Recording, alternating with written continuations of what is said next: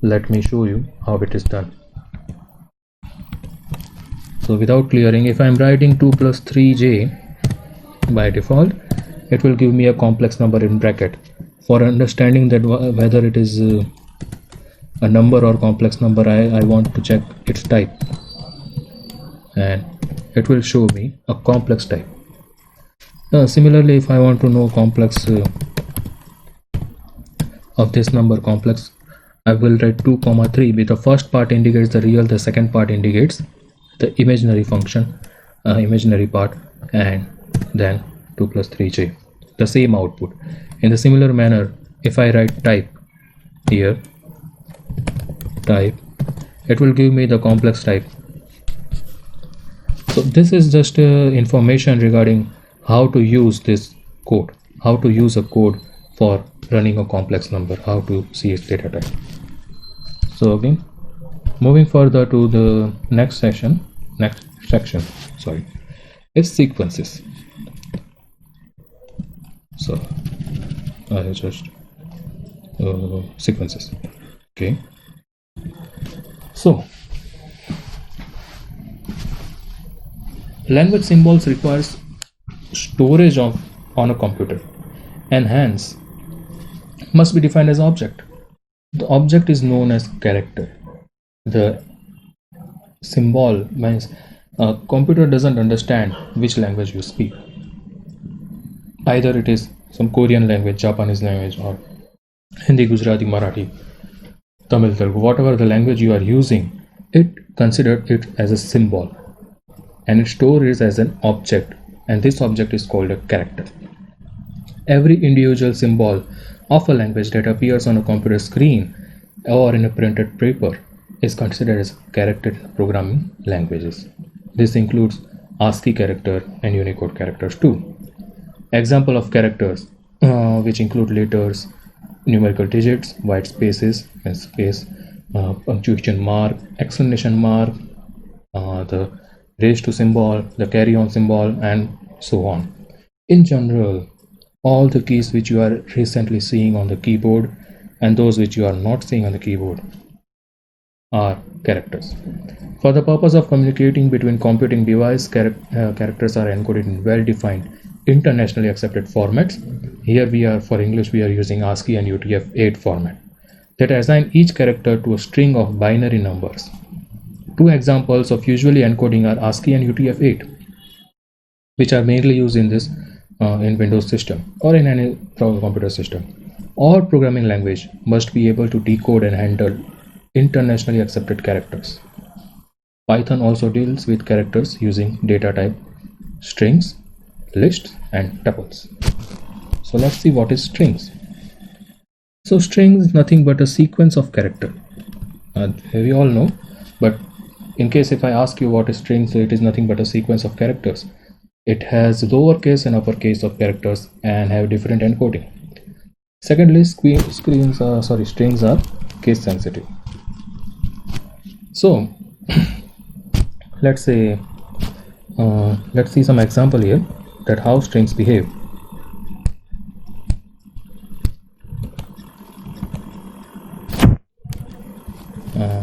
Let me open the Python console. Let me clear the window. Now this I am writing a character A. It should show me some. So first of all, any string character must be written in comma or double inverted, single inverted comma or double inverted comma, and it will give me a str class type. In the similar way, if I write A, B, C, D, it will give me string type. If it is, as I mentioned, it should be in single inverted comma or double inverted comma.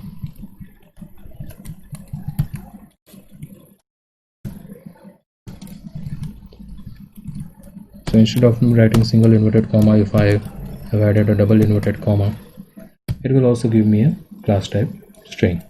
So here we have defined a string of one of the 4 characters, so 1 and 4 characters respectively.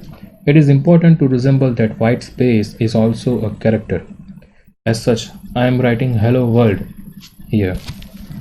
For example, in our first program, if I say hi print it, and if I say, so these are the commands which I've used before, so you are showing this HELLO, yes, I have to write space world. I have to close this parenthesis, otherwise it will show me an error. So hello world. Here the particular command has 14 characters, namely HELLO space WORLD exclamation mark exclamation mark exclamation mark. So while defining strings, we enclose the character with OR, with single inverted comma or double inverted comma, as you can see here. So means as we have seen in the example. So when a string has to span multiple lines, the three sets of quotation marks are used. Let me show you an example in this, how to use the three sets of quotation mark. So I am going to use the print function, and let me say I have multiple lines. Let's finish this first.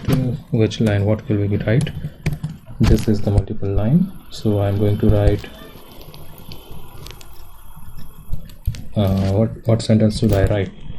So I will write Python can also print multiple write strings which can span many lines instead of being printed in just one line, and comma close and this, enter. It will give me this out. So you can use special characters to print the characters, to define space, to print characters in new line. For example, /t and /n are used for a tab and a new line character respectively in this command also. For example, here if I want to add some multiple line strings, let me say here I want to add a tab /backslash /t and also prints instead of being printed, and after printed I am going to /n on just one line and enter here at the end of this. I'm going to write enter. So here I have got a tab, and from here this /n on just one line has been entered to the new line, to the next line. Notice that a tab has been printed with 4 white spaces at a place of /t, and the string after /n is printed on the new line. But why should we have 3 ways to define a string, namely using single quote, double quote and triple quotes? The question is quite annoying, but why we use 3 type of quotation mark in representation of string? So each and every one has a different features. See, the single line quotes can be used to print strings having double quotes as characters. So double quotes can be used to print single quotes as characters, and triple quotes can print multiple lines, both double and single quote characters and multiple lines. So let me show you how it works. For example, if you are working on this code, and if you have multiple when you are writing something in website or other way, you are want to add some string. Before it, let me just clear this command. Now I want to print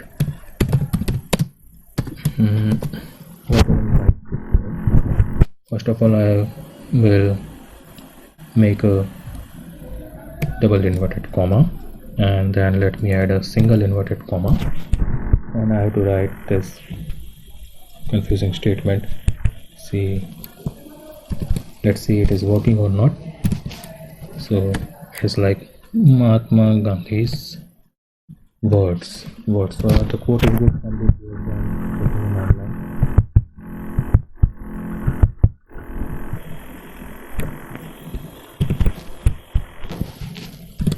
An eye for an eye makes the whole world blind. This is a famous quote from Mr. Gandhi, Mr. Bapuji. And now here I have to close this double inverted comma and my single inverted comma, and this has to be closed. There is some typo error.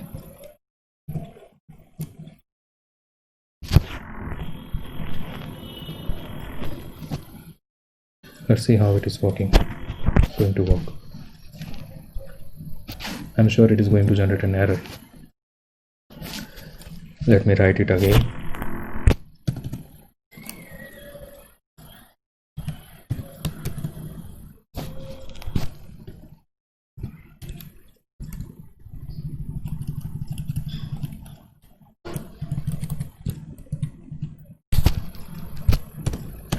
For an eye makes the whole world blind, and here it is only coming again,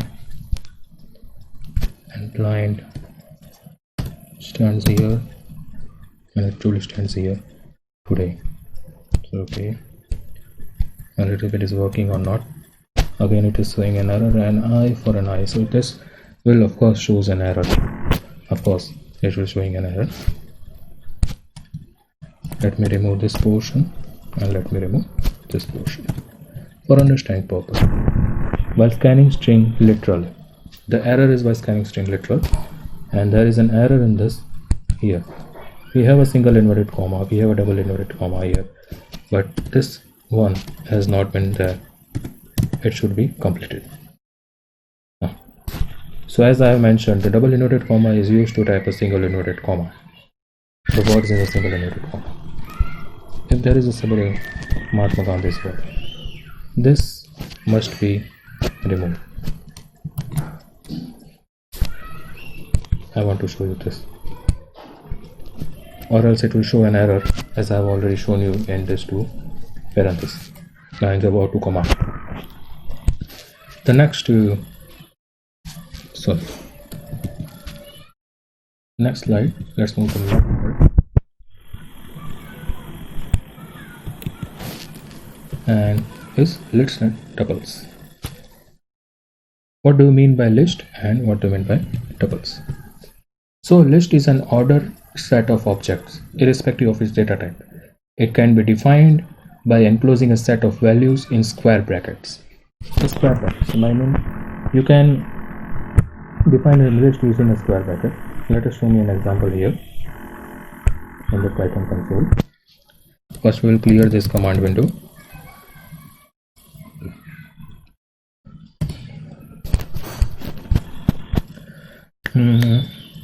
What we will write here, for example 1, 2.0, now let me add a and a string.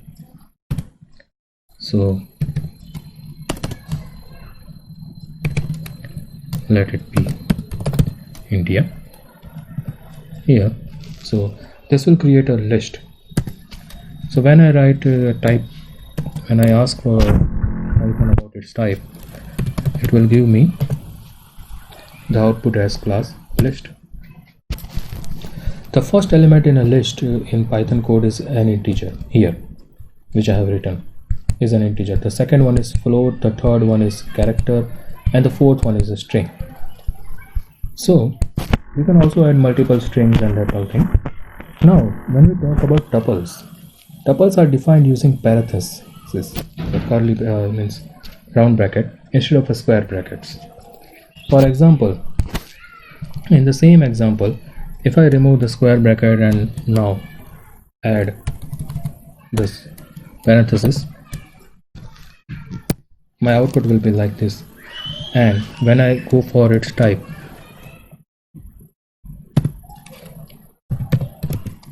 what is the type of this? It will show me class tuple. In addition, we defined as the main difference between a list and a tuple is of course the sets of brackets, different sets of brackets. But the second thing is that between list and tuple is that one of this type is immutable list. You can also define tuples as immutable list. The elements once defined in the tuple cannot be changed. Elements of a list can be altered later on in the system, but using their indices number. But elements defined in tuple cannot be changed.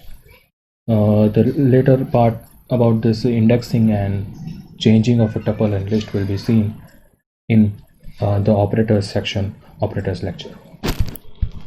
Now, moving further to the next slide, that is sets and frozen sets. What do you mean by sets and what do you mean by frozen sets? So the set data type is the implementation of a mathematical set. You can say an unordered collection of objects. Unlike sequential objects such as list and tuple, where elements are ordered, sets do not have such requirements. However, sets do not permit a duplicacy of the occurrence of element. Means you cannot repeat a number or a string 2 or more times. Means 1 1 1 1.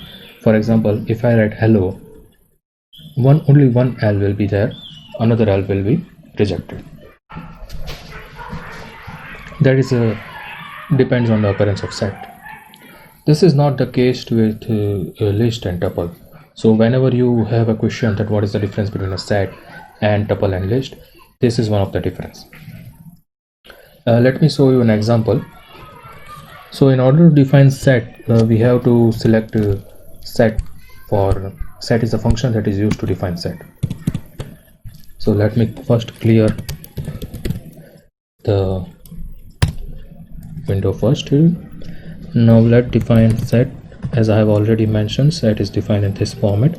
I can mention a list within a set.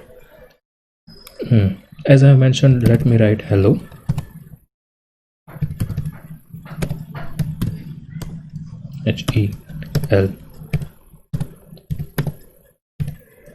HEL comma. It's confusing, huh? Oh, hello. Now let me define an integer also. One floating point number, a complex number, and let me close the set here. I meant to say, sorry, set the function here, and let's see what is the output. Now it will give me an output in the sequential form, as I have already defined. How? The first one is the complex number, the second one is 1, that is the integer floating point number, and then comes EHLO. So it is not giving me a proper sequence. The sequence of occurrence has been changed. And the next thing which you have to notice here is the curly bracket which is used to define a set. It's similar to the mathematical operations which you perform. If you want to see the type, again, now let's see what is the type. P come as class type. Set. So if you want to define a frozen set is defined using the frozen set command. Instead of set, you have to write frozen set, and it will give me a frozen set. Now the major difference which is to be known to you is that the frozen set also have this particular word before its occurrence. So let me just say that one thing you have to notice while identifying set and frozen set is that the repetition of a number or a digit or character is not possible. But when you are using the list or tuple, the repetition is possible. Just second thing that is to be noted is that tuple is an immutable data type. In the similar manner, frozen set is also an immutable object. As the name suggests, it is frozen. You can't now change this set. and it is similar to a set object. So there is no repetition has been seen here. The details of each and everything will be discussed later in the other lectures which will go while doing this numerical computation. How are we going to add different type of sets and union and different functions which we perform. The next topic which we are going to discuss is mappings. Mappings is an important part, even though it is not very much defined earlier, but when I say a dictionary, it is a type of mapping. So let me define mapping. So mapping is a scheme of defining data where each element is identified with a key called hashtag. The element can be accessed by referring the key. So what is a key? What is a hashtag? Which will be referring to generation of dictionary. It would be discussed later in later lectures. One of the data type dictionary has been also been there in mapping. So these are unordered pad of values associated with key, and these values can be accessed with key only instead of their index number. So if I want to know what is in the first line, in the second line, I will use the keywords and not the index number. Now this key has to be hashable, like integers, floating point numbers, string, tuples, and frozen sets. There has to be a hashtag. List, dictionary, and set other than frozen sets are not hashable. One of the a point that you have to remember, you have to consider it, that list, dictionary, and sets are and other frozen sets are not hashable.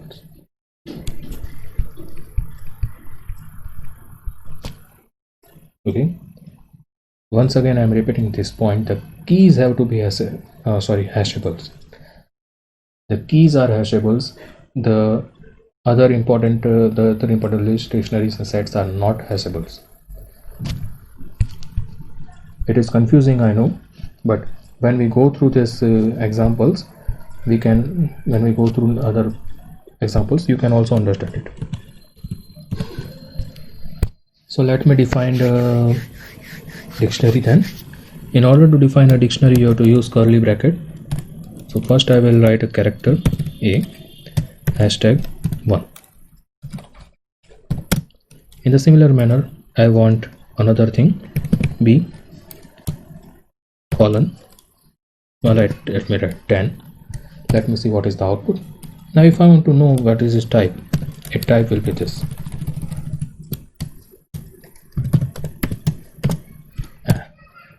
What is the type? It is a type dictionary. So here we have created a dictionary containing two characters, A and B, identified two keys, 1 and 10. A variety of operators can operate on dictionary, which we'll be covering in later lectures. The next important part of sequences is null objects. So null objects is nothing but none. So it is in other programming languages like C, Java, PHP, null objects are defined by keyword null, but in Python it is denoted by keyword none. It refers to non-functionality of an object which is not associated. When it is the issue at the Python prompt, nothing has been happened. So whenever you write none command, nothing happens. For example, A equal to none, so it will do nothing.